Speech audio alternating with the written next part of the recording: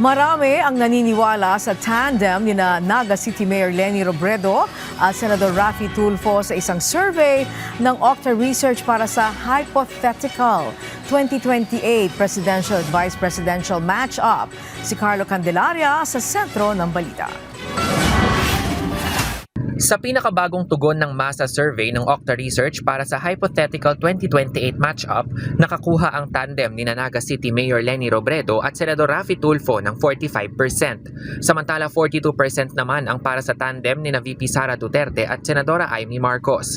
Isinagawa ang survey mula July 4 hanggang 11 sa 1,200 respondents na edad 18 pataas. Plus or minus 3 percentage points ang margin of error ng survey, kaya bagamat 3 puntos ang lamang ng Robredo-Tulfo tandem, sinabi ng Octa Research na hindi pa ito may tuturing na malinaw na lamang. Pagka tingnan mo yung margin of error ng ating survey, halos tabla po yan.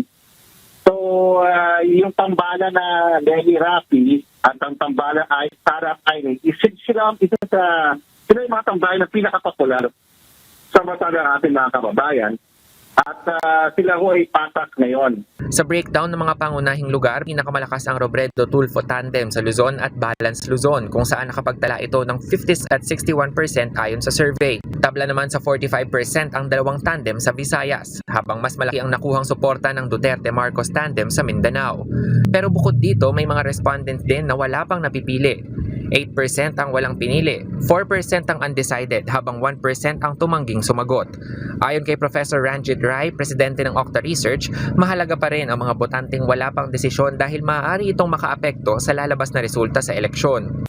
Marami ng alternatibong mga kandidato bukod kay very popular VP Sara Duterte. Ito, nandiyan si Mayor Leni Robredo, nandiyan ho si Senator Raffy Tulfo, nandiyan ho si Senator Erwin Tulfo. Marami hong mga lumalabas na popular na mga pangalan na napupusuan din ng ating mga kababayan. Ang importante lang, matandaan ng ating kababayan, ito ay survey ng July 4 to 11. Hindi ibig sabihin itong lalabas sa eleksyon.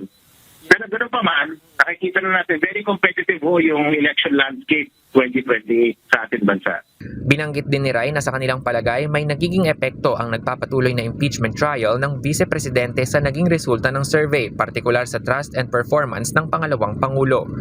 Samantala, binigyang diin din ng Octa Research na hypothetical lamang ang mga tandem na binanggit sa survey at hindi ito nangangahulugang sila na ang tiyak na magtatapat sa 2028 elections. Dagdag pa ni Rai, marami pa itong ibang tandem na sinusukat at ilalabas sa mga susunod na pag-aaral. Ipinapakitaan niya ng resulta na maaga pa man ay interesado na ang mga Pilipino sa 2028 elections. Carlo Candelaria para sa Bayan.